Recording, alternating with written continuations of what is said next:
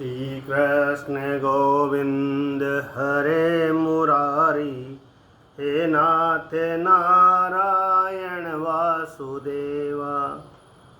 श्रीमद् भागवत के अब अष्टम स्कंद का प्रारंभ कर रहे हैं, तो सुनिए। ओम नमो भगवते वासुदेवाय। श्री कृष्ण गोविंद हरे मुरारी, हे नाथ नारायण वासुदेवा।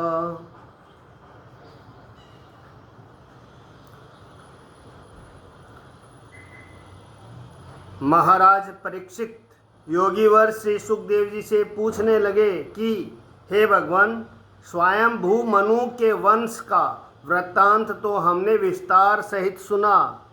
इस मनवंतर में ही मनु की कन्याओं में विश्व के रचने वाले मरीचि आदि पुत्र पौत्रादि रूप से उत्पन्न हुए थे। अब आप कृपा करके मनु लोगों का वृत्तांत वर्णन कीजिए। हे ब्राह्मण, उन सब मनवंतरों में हरि का मनवंतर, जन्म और कर्म का विवरण जो पंडित लोग कहा करते हैं, मैं उनके सुनने की इच्छा करता हूँ। आप सब मुझसे कहिए। भगवान विश्व भाव ने पिछले मनवंतरों में जो जो चरित्र किए और आगे को जो जो करेंगे और वर्तमान मनवंतर में जो कुछ लीला करते हैं, वे सब आप कहें। श्री सुखदेव जी बोले कि हे राजन, इस कल्प में स्वयंभू मनु आदि 6 मनु हैं। उनमें से स्वयंभू मनु की जिससे देवता आदि की उत्पत्ति हुई, उनका वृत्तांत हम तुमसे कह चुके हैं।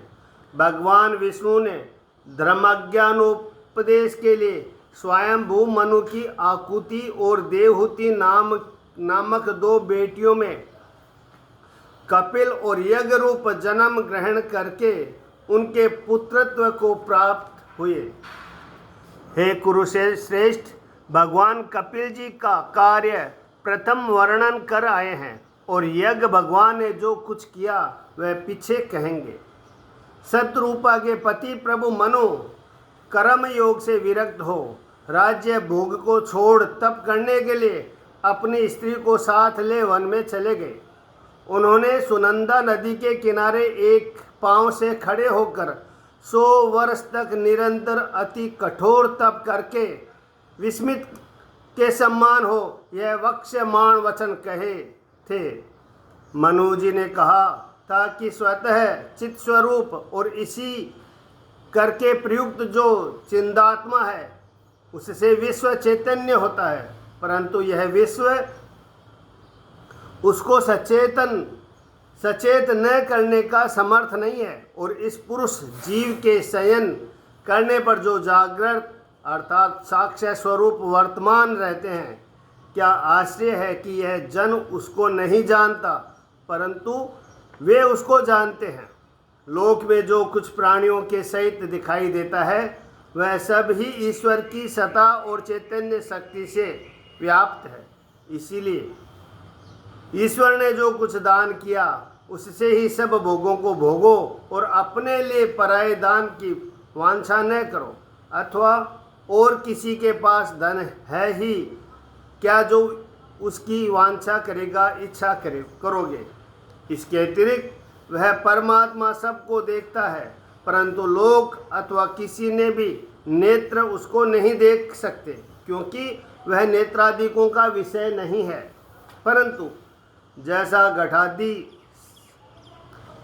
घटादि के नाश से देवतादिक का दिदृश्य चाक्षु ज्ञान नाश को प्राप्त नहीं होता, वैसे आकारों की उत्पत्ति हुई वृत्ति ही नाश को प्राप्त होती है। स्वतः सिद्ध ज्ञान का विनाश नहीं होता, क्योंकि प्रकाश्य वस्तु के विनाश से सूर्य के प्रकाश का नाश कभी नहीं होता। इसीलिए सर्वभूतों के अंतर्यामी असंग उन ईश्वर का भजन करो, जिसका आदि अंत मध्य अपना पराया भीतर और बाहर कुछ नहीं है, परंतु जिससे विश्व के यह सब आदि अंत प्रभुति होती है। यह विश्व जिसका स्वरूप है वही सत्य और परिपूर्ण ब्रह्म है। वही ईश अज सत्य स्वयं प्रकाश और निर्विकार है। यह विश्व उसी का शरीर है, उसका नाम बहुत है। वह अपनी माया से विशेष जन्मादि विधान करते हैं और नित्य सिद्धि विद्या के हेतु इस माया को त्याग कर निष्क्रिय हो रहे हैं। इस प्रकार से ईश्वर कर्म करके फिर उनको छोड़ कर्म रहित होने से ऋषि लोग भी एक कर्मार्थ अर्थात मुक्ति के लिए पहले यत्न करते हैं, क्योंकि जो पुरुष चेष्टा करते हैं वे प्राय निश्चेष्टा को पाते हैं। चेष्टाकारी पुरुष कर्मों के द्वारा घिर जाते हैं अथवा वे कोषाकार कीड़े के समान बंधन से बंध जाते हैं। इस प्रकार की शंका नहीं की जा सकती, क्योंकि भगवान ईश्वर चेष्टा करते हैं और उसमें आसक्त नहीं होते। इसीलिए जो पुरुष उनकी अनुवृत्ति करते हैं वे भी आत्मलाभ होने से चरितार्थ हो जाते हैं और कभी उसमें आसक्त नहीं होते। इसीलिए जो राम कृष्णादि नाम अवतार रूप जिन निज मार्ग में भली भांति अवस्थित हो वेदोक्त कर्माचरण करते हैं और स्वयं पूर्ण अहंकार रहित स्वयं प्रभु है। इसी कारण किसी दूसरे से वे नियुक्त नहीं होते और जो अखिल धर्म का प्रचार करने के लिए अपने आचार से मनुष्य को शिक्षा देते हैं, हम उन्हीं ईश्वर की शरण ग्रहण करते हैं। श्री सुखदेव जी बोले कि हे राजन, शत्रुपा के पति यज्ञ में समाधि लगाकर उपनिषद के मंत्र उच्चारण करते थे।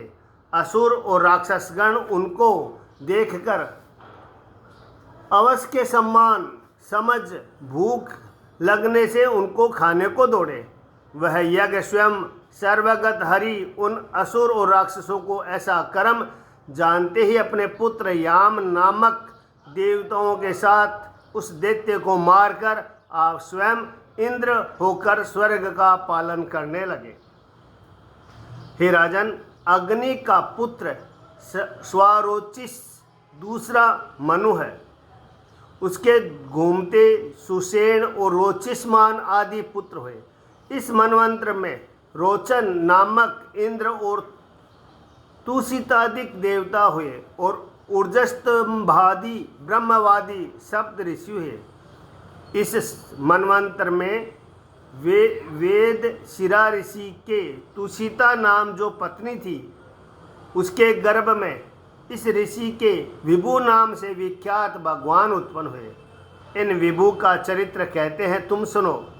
जब इन विभु ने कौमार ब्रह्मचारी व्रत ग्रहण किया तब 88,000 व्रतधारी मुनियों ने उनके निकट व्रत की शिक्षा पाई। प्रियव्रत का पुत्र तीसरा उत्तम नाम मनु हुआ। उसके पुत्र पवन, सृजन्य और यज्ञ होत्रादि हुए हैं। इस मनवंत्र में वशिष्ठ जी के पुत्र प्रमदादि सप्त ऋषि हुए। सत्य, देवश्रुत और भद्र ये देवता हुए और सत्यजीत इंद्र हुए।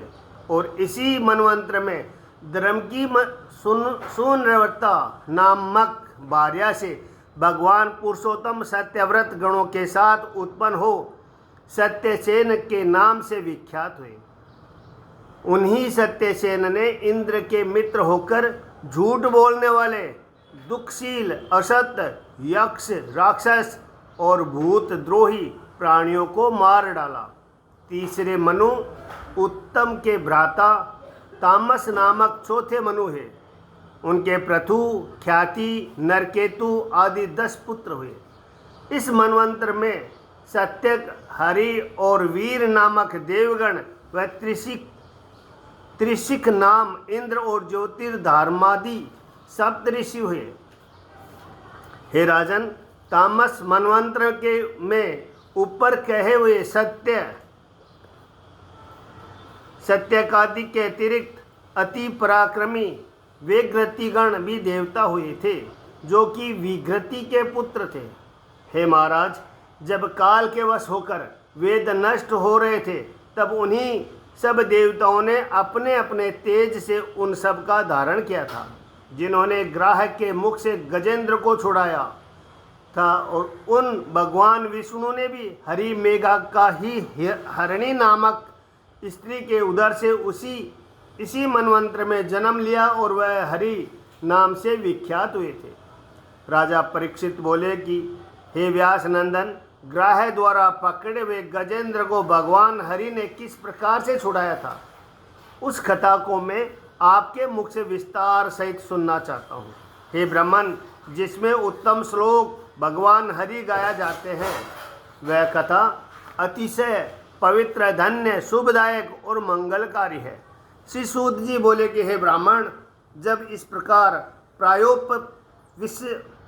प्रायोपवस्त्रित व्रत धारण कर राजा परीक्षित ने योगी श्रेष्ठ सुखदेव जी से भगवत कथा कहने के लिए प्रार्थना की, तब उन व्यास पुत्र ने श्रवण करने वाले मुनियों की सभा में राजा परीक्षित के वचनों पर आनंद प्रकट करते हुए कथा प्रारंभ किया। इति श्रीमद्भागवते महापुराणे अष्टम स्कंदे भाषा टीकाया मनमंत्रा नुवर्णन ने गजेंद्रोप्यख्यान में प्रथमोध्याय श्रीमन्नारायण नारायण नारायण श्री कृष्ण गोविंद हरे मुरारी हे नाथ नारायण वासुदेवा। श्री सुखदेव जी मुनि बोले कि हे राजन, त्रिकूट नामक एक प्रधान पर्वत है। वह पर्वत अतिशय श्रीमान और चारों ओर क्षीर सागर से घिरा हुआ है और 10 सहस्त्र योजन ऊंचा है, और चारों ओर उसका विस्तार भी 10 सहस्त्र योजन का है। वह पर्वत अपने चांदी, सोने और लोहे के 3 बड़े बड़े श्रृंगों से समुद्र और सब दिशाओं को शोभायमान कर रहा था, इसीलिए उसका नाम त्रिकूट हुआ है। त्रिकूट पर्वत के और दूसरे शिखर उनके भांति के रत्न और धातुओं से चित्रित हैं। उन शिखरों से और विविध भांति के लता, बेल, झाड़ी और वृक्षों से झरनों के गिरते हुए जल के शब्दों से सब दिशाओं की शोभा हो रही है, और जल की तरंग से इस पर्वत का मूल भाग धुलने से पलाश के समान रंग वाली मरकत मणि से निकट की भूमि मानो श्याम वर्ण हो रही है। इस पर्वत की कंदराएं क्रीड़ा करते हुए सिद्ध, चारण, गंधर्व, विद्याधर, बड़े बड़े नाग, किन्नर और अप्सराओं से सदा ही परिपूर्ण रहती है। इस पर्वत की जो कंदराएं ऊपर कहे हुए किन्नर इत्यादि के संगीत शब्द से शब्दायमान है, उनमें इसी स्थान के रहने वाले मदगर्वित सिंहों के झुंड दूसरे सिंहों की आशंका से उस शब्द को न कह सहकर गर्जन करते हैं। और इस पर्वत की सब गुफाएं विविध भांति के बनेल पशुओं से समूह से सदा भरपूर उनके व्याप्त रहने से मानो स्वयं आप ही सज रही है। त्रिकूट पर्वत के ऊपर जो देवता लोगों की फुलवाड़ियां हैं, उनमें भांति भांति के विचित्र पुष्पों के वृक्ष लग रहे हैं। उन पर बैठे हुए रंग रंग के विहंग निरंतर मधुर मधुर बोलियां बोल रहे हैं। यह पर्वत अनेक निर्मल नदी और सरोवर से भूषित है। उन सब नदी और सरोवर के किनारे मणिमय बालू बिछा हुआ है।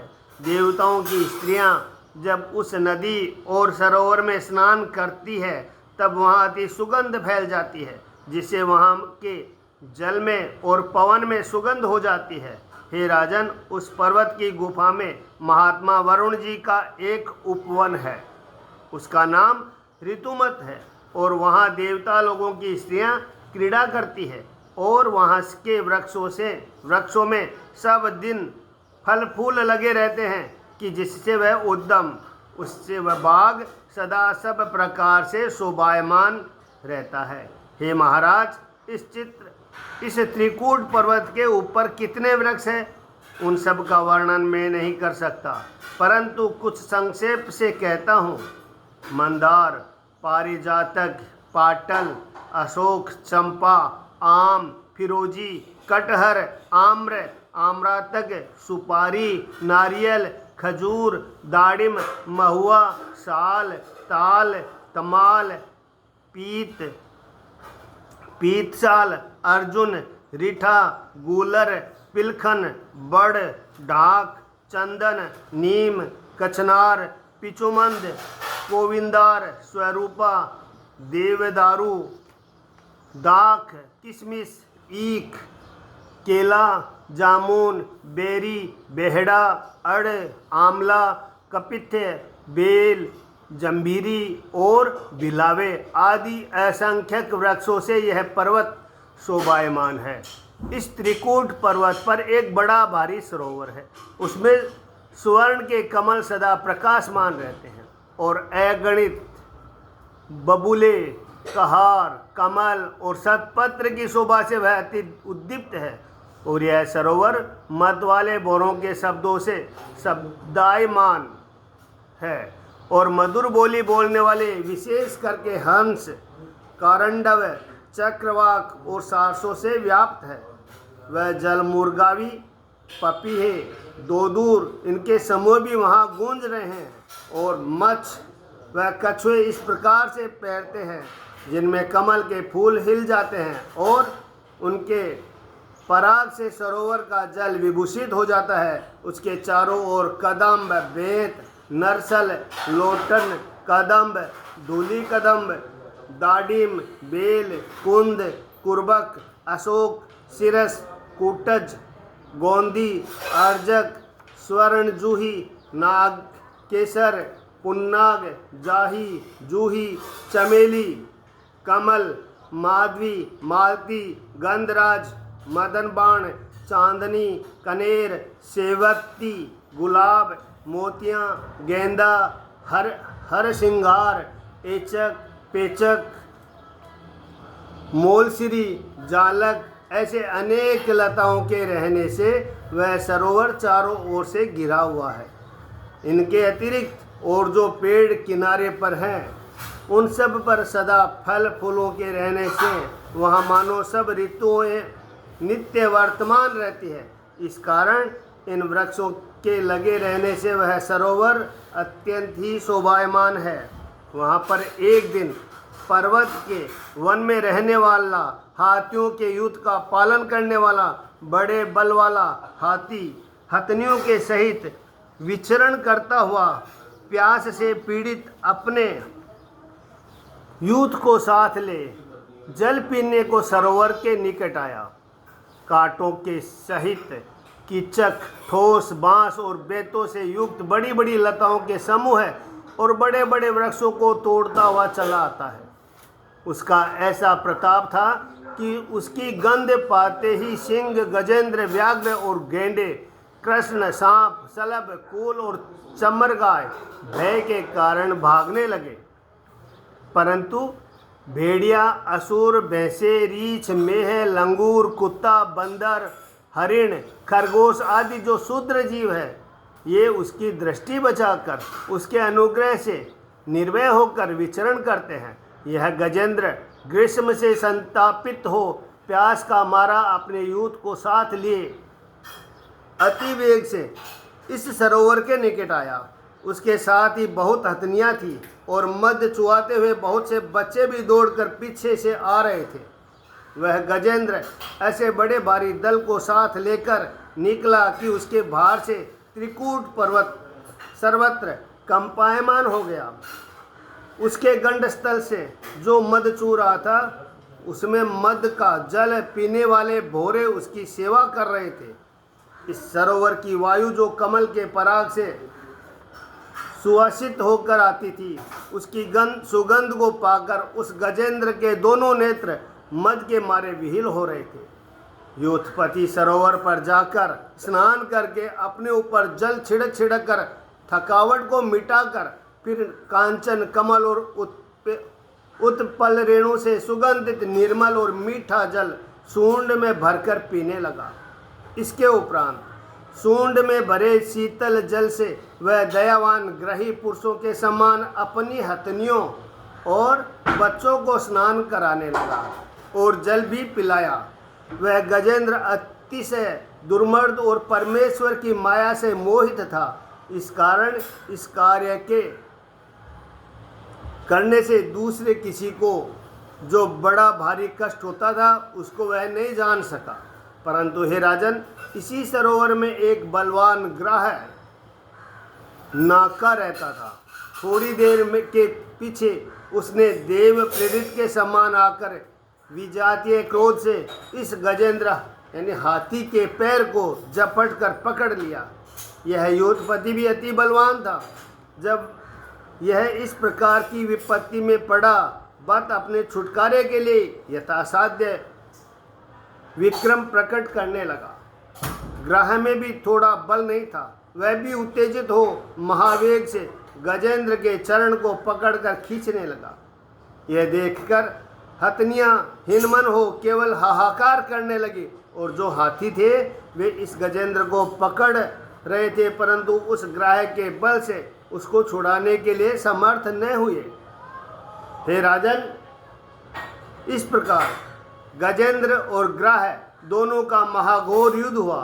वे दोनों एक दूसरे को जल के बाहर भीतर को खींच रहे थे। इस प्रकार से 1 सहस्त्र वर्ष बीत गए, परंतु इस बीच में किसी के भी प्राण न गए। हाथी भी जीवित न रहा और ग्राह के भी प्राण भी न निकले। देवता लोग यह बात देखकर अति आश्चर्य करने लगे। इसके उपरांत बहुत काल के पीछे गजेंद्र का उत्साह है, शारीरिक बल, शक्ति, इंद्रियों का वीर्य घटने लगा। इससे ग्राह से जल में खींच जाने पर वह गजेंद्र व्याकुल होने लगा और उस नाके की उत्साह शक्ति क्रम से बढ़ती ही जाती थी। यह योद्धपति जब इस प्रकार प्राणों के संकट को प्राप्त हुआ और किसी प्रकार अपने को न छुड़ा सका, तब वह बहुत देर तक चिंता करता रहा। इसके पीछे उसके मन में यह बुद्धि उत्पन्न हुई कि मैं अत्यंत व्याकुल हो गया हूँ और मेरी जाति वाले हाथी भी मुझको छुड़ाने को समर्थ नहीं है और मैं स्वयं भी असमर्थ नहीं हूँ। फिर इसकी क्या आशा की जाए कि यह हथनियाँ मुझे छुड़ाएगी। मैं ग्राह रूप विधाता की फांसी से बंध गया हूँ। इस फांसी से यद्यपि मुझको कोई नहीं छुड़ा सका, तथापि जो ब्रह्मादिक के देवगणों के आश्रय है, उन शुद्ध सच्चिदानंद परम ब्रह्म परमेश्वर की मैं शरण होता हूँ। वे अनिर्वचनीय ईश है। अत्यंत प्रचंड वेग से दौड़ते हुए बलवान मृत्यु रूप सर्प से डरकर जो उनकी शरण में आते हैं उनकी वे रक्षा करते हैं। उनके भय से मृत्यु भी भाग जाती है, अतः मैं उनकी शरण में जाता हूँ। इति श्रीमद्भागवते महापुराणे अष्टस्कंद भाषा टीकाया गजेंद्र पाख्यान वर्णन नाम द्वितीयोऽध्याय। श्रीमन्नारायण नारायण नारायण श्री कृष्ण गोविंद हरे मुरारी हे नाथ नारायण वासुदेवा। ओम नमो भगवते वासुदेवाय। अब श्री सुखदेव जी कहते हैं कि हे राजा परीक्षित, उस गजेंद्र ने बुद्धि से इस प्रकार निश्चय करके हृदय में अपने मन को समाधान किया और पूर्व जन्म में जो इंद्रदुम्न नामक राजा था और यह स्त्रोत अपना सीखा हुआ था, उसका उसने जप करना आरंभ किया। गज ने कहा कि मुझको ग्राह ने पकड़ा है, इस कारण ऐसी शक्ति नहीं कि मैं कायिक के प्रणाम कर सकूं, इसीलिए उस भगवान के प्रशांत स्वरूप ध्यान करता हूँ। नमो भगवते तस्मै यत यतिंचिदात्मकं पुरुषाय दिविजाय परेशाय मिधीमहि। और जिसमें यह विश्व अधिष्ठित है और जिससे यह उत्पन्न है और जिस करके यह स्पष्ट दिखाई देता है और जो स्वयं इस विश्व के रूप है, कार्य और कारण से भिन्न है, उन स्वतः सिद्ध विभू की मैं शरण ग्रहण करता हूँ, जो अपनी आत्मा के निज माया द्वारा विश्व को धारण किया है, उसी से यह विश्व कभी लीन होता है, कभी प्रकाशमान होता है, जो साक्षी होकर कार्य और कारण दोनों का ही सदा देखते हैं, क्योंकि वे सर्वव्यापक है और स्वयं प्रकाशक परात्पर एवं प्रकाशक जो चक्षुरादि है उनके भी प्रकाशक है। हे वे परमेश्वर मेरी रक्षा करें। काल के वश समस्त लोक और सबके कारण लोकपाल संपूर्ण रूप में विनाश को प्राप्त होने पर उस समय जो दुर्भेद्य अनंत अंधकार मात्र था, तब विभु उस अंधकार राशि के पार रहकर विराजमान होते हैं। देवगण और ऋषिगण भी जिसके स्वरूप को नहीं जानते, फिर आज कल का और कौन प्राणी उसके जानने को व कहने को समर्थ होगा। वह नट के समान अनेक आकार धारण कर चेष्टा किया करता है, उसका चरित्र जानना अति दुर्लभ है। वह मेरी रक्षा करे। सब प्राणियों के सुदृश्य साधुगण चित्त के मंगलकारी, जिसके चरणों के दर्शन करने की वासना से सब प्राणियों में समान दृष्टि कर अक्षय ब्रह्मचर्य व्रत का आचरण करते हैं, वही परमात्मा हमारी गति हो। और जिनका जन्म कर्म नहीं, नाम रूप नहीं, गुण दोष नहीं, तथापि लोक की उत्पत्ति और विनाशार्थ जो अपनी माया से समय समय में यह समस्त जन्मादि स्वीकार करते हैं, मैं उन भगवान को नमस्कार करता हूँ। वह अरूप ब्रह्म है और वही ब्रह्म रूपी अनंत शक्तिमान है, क्योंकि उनके सब कर्म अति आश्चर्यकारी है। इसीलिए मैं उस परमेश्वर को नमस्कार करता हूँ। वह सबका प्रकाशक है, इसीलिए वह आप दूसरे प्रकाश का विषय नहीं है। और वह परमात्मा अर्थात जीव का नियंता है, उसको मेरा नमस्कार है। जो वाणी मन और चित्त की वृत्ति में आने के योग्य नहीं है, उसको मैं बारंबार नमस्कार करता हूँ, परंतु वह इस प्रकार के होकर भी निर्गुण और शुद्ध संन्यास योग से प्रत्यक्ष प्राप्त हुआ करता है, उस केवल्यनाथ को मैं नमस्कार करता हूँ। उसका स्वरूप मोक्ष के आनंद को देने वाला है और वह शांति, घोर, मूढ़ और सत्यादि धर्मानुकार है, उनका विशेष नहीं है। वह समस्त विश्व रूप है और ज्ञानधन है, मैं उनको नमस्कार करता हूँ। हे भगवान, आप आत्मा सर्वाध्यक्ष और सर्वसाक्षी है, मैं आपको नमस्कार करता हूँ। हे प्रभु, आपके क्षेत्रज्ञ सबके मूल और मूल के भी प्रधान के भी उत्पन्न होने के हेतु है, क्योंकि आप पूर्ण स्वरूप है, इससे मैं आपको नमस्कार करता हूँ। हे भगवान, आप सब इंद्रियों के विषय देखने वाले हैं और सब इंद्रियों की वृत्ति आप जानते हैं। असत जो अहंकार आदि प्रपंच है, उसके द्वारा सत्य रूप छाया द्वारा आप कहलाते जाते हैं, अर्थात प्रतिबिंब द्वारा बिंब के समान संकुचित हो जाते हैं, क्योंकि विषयों में आपका सुद्रुम आभास विद्यमान रहता है। इसीलिए मैं आपको नमस्कार करता हूँ। हे प्रभु, आप सर्व कारण रूपी है, इसीलिए स्वयं निष्कारण है, परंतु कारण होने पर भी मृत्तिकादि के समान आपको विकार नहीं होता, अर्थात आप अद्भुत कारण है। और जो पंच रात्रादि आगम और वेद है, उन सब के उत्पत्ति स्थान है, सब प्राणियों के लिए परिवेशन स्थान और मोक्ष रूपी है। इसीलिए उत्तम साधुजनों के आश्रय आपको मैं नमस्कार करता हूँ। हे भगवान, आप गुण रूप अग्नि से ढके हुए हैं, ज्ञानाग्नि स्वरूप है, परंतु उन सब गुणों का कार्य आपके मन की वृत्ति मात्र नहीं है। जो लोग आत्म तत्व के विचार से विधि निषेध रूप आगम छोड़ देते हैं, उनके बीच में भी आप स्वयं प्रकाश करते हैं। आपको मेरा नमस्कार है। हे प्रभु, मेरे समान शरण आए हुए पशु का भी अविद्या आपके सम्मुख छूट जाता है, क्योंकि आप मुक्त और आपकी करुणा अपार है। अधिक करके करुणा बांटने के विषय में आपको आलस्य नहीं है, इसीलिए मैं आपको नमस्कार करता हूँ।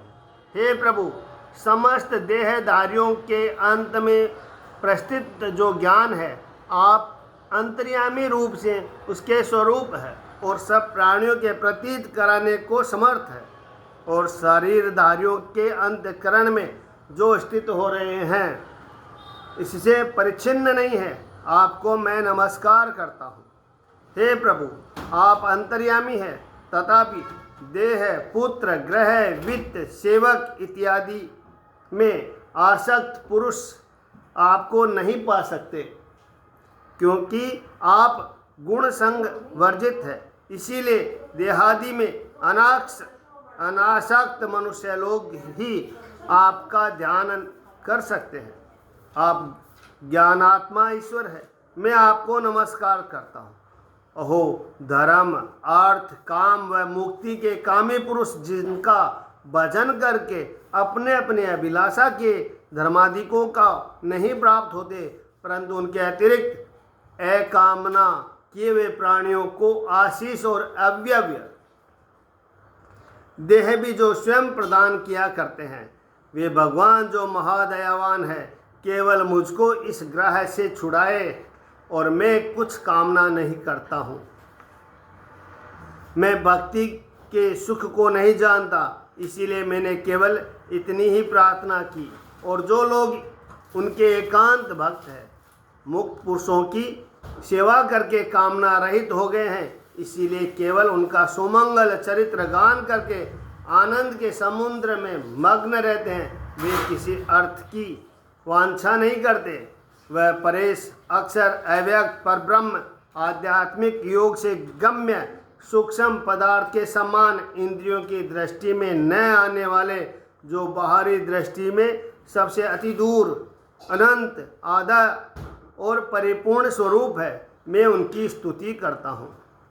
जिसके अति छोटे अंश में समस्त वेद, ब्रह्मादिक देव और चराचर लोग पृथक पृथक नाम वाले होकर बने हुए हैं, और जिस प्रकार अग्नि से लपटे और सूर्य से किरण समूह उत्पन्न होते हैं और उसी में ही लीन हो जाते हैं, वैसे ही जिससे गुण प्रवाह अर्थात बुद्धि, मन और शरीर उत्पन्न होते हैं, उसी में लीन हो जाते हैं।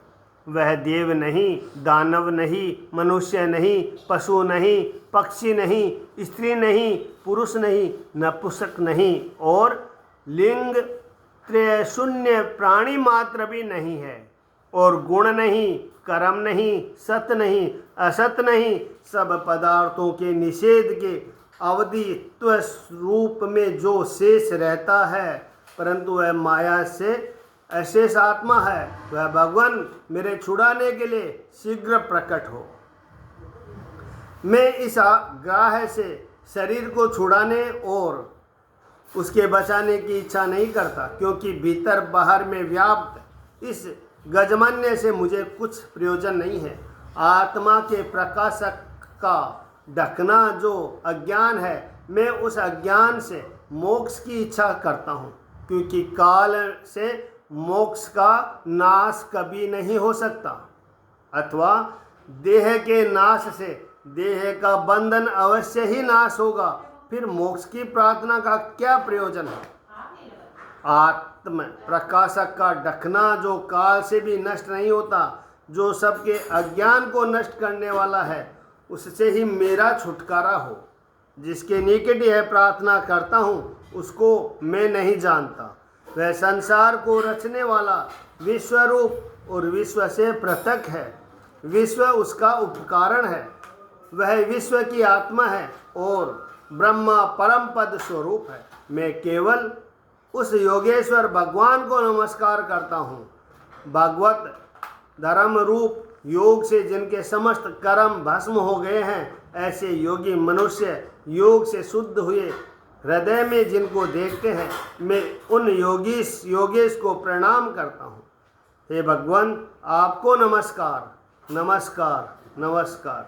आपकी 3 शक्तियों का वेग अर्थात रागादि अतिशय असह्य है। आप सब इंद्रियों में शब्दादि विषय स्वरूप से प्रीतियमान होते हैं। इस कारण जिनकी इंद्रियां कुत्सित है वे आपके मार्ग को नहीं पा सकते।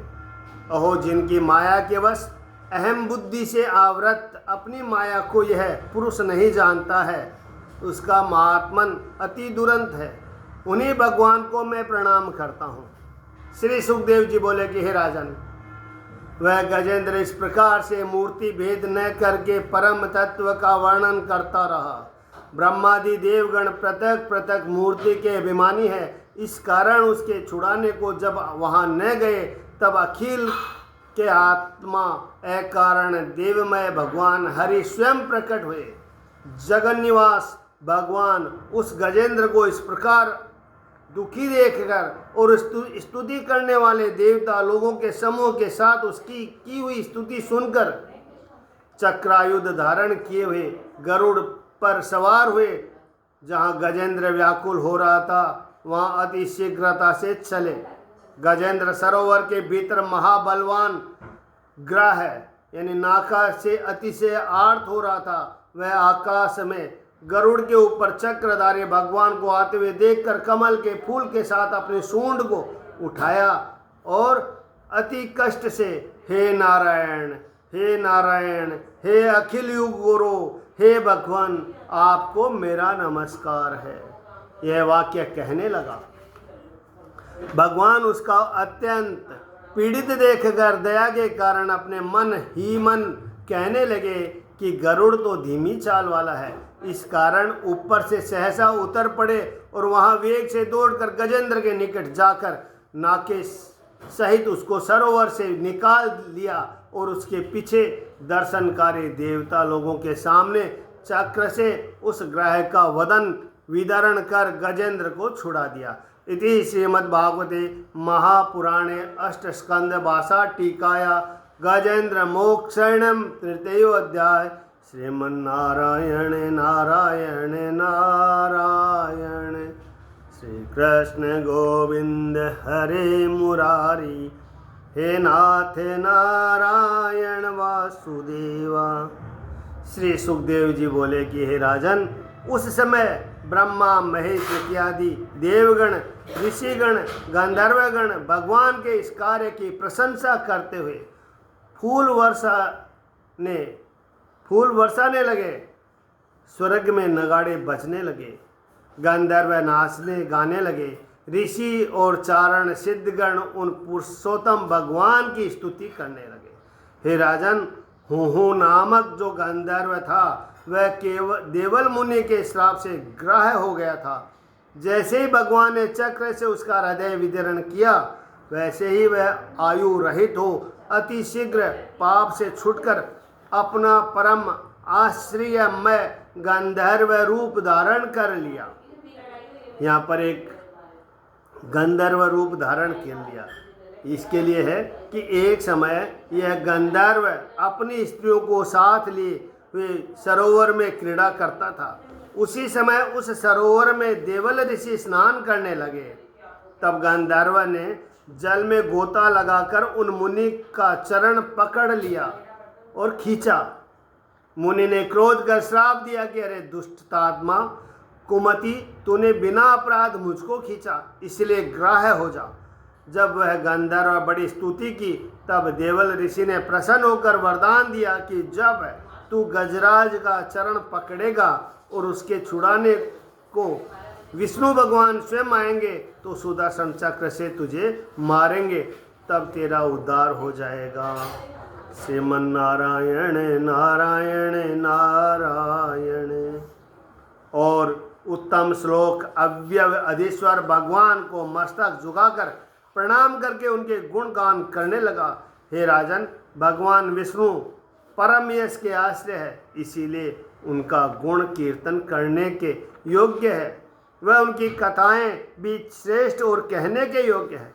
इसके उपरांत भगवान की कृपा करने पर उस गंधर्व ने उनको प्रणाम किया और प्रदक्षिणा करके निष्पाप हो गया और दर्शनकारी सब लोगों के सम्मुख अपने गंधर्व लोक को चला गया। और यह गजेंद्र श्री नारायण के स्पर्श करने से अज्ञान स्वरूप बंधन से छूट पीत वसन और 4 भुजा धारण करके भगवान के स्वरूप को प्राप्त हो गया। हे राजन, यह गजेंद्र पूर्व जन्म में इंद्रदुमन नामक विख्यात पांडु देश का राजा था। यह नरनाथ विष्णु व्रत परायण होकर अपना समय व्यतीत करता था। एक समय जितेंद्रिय मौन व्रती जटा धारण किए तपस्वी वेश धारण करके मलायचल में जाकर वहां आश्रम बनाकर वास करने लगा और उपासना के सहित यत्न से भगवान हरि की पूजा करने लगा। एक समय महायशस्वी अगस्त्य जी शिष्यों के सहित उसके आश्रम में आकर उपस्थित हुए, परंतु राजा इस प्रकार से आराधना में मग्न था कि उसने अगस्त्य जी का कुछ भी आदर सम्मान नहीं किया, न कुछ पूजा ही की। निर्द्वंद जिस प्रकार बैठा था वैसा ही बैठा रहा।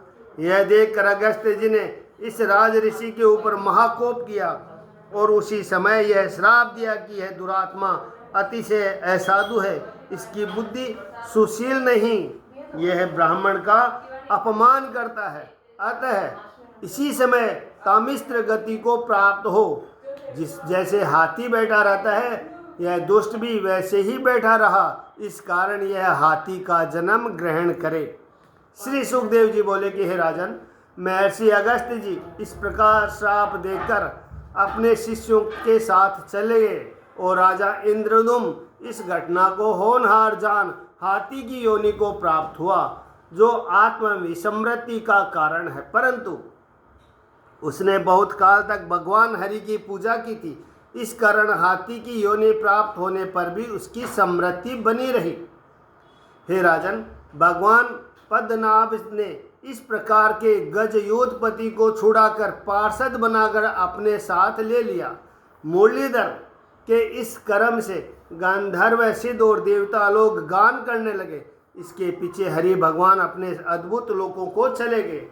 हे महाराज, यह गजेंद्र मोक्ष रूप श्री कृष्णचंद्र आनंद कंद का प्रभाव मैंने तुम्हारे निकट वर्णन किया है। हे कुरुश्रेष्ठ, जो इस वृत्तांत को श्रवण करते हैं उनको स्वर्ग और यश प्राप्त होता है और कलिमल नष्ट होकर दुख स्वपन बंद हो जाते हैं। इस कारण श्रेष्ठ कामना वाला द्विजाति गणों को प्रातः काल ही उठकर पवित्र हो बुरे सपनों की शांति के लिए यथाविधि से इस स्तोत्र का पाठ करना चाहिए। हे कुरुश्रेष्ठ, सर्वभूतात्मा भगवान हरि ने प्रसन्न होकर श्रवणकारी सब प्राणियों के सामने श्राप से छूटे हुए उस गजेंद्र से ऐसे वचन कहे थे। श्री भगवान बोले कि हे अंग, जो पुरुष हमको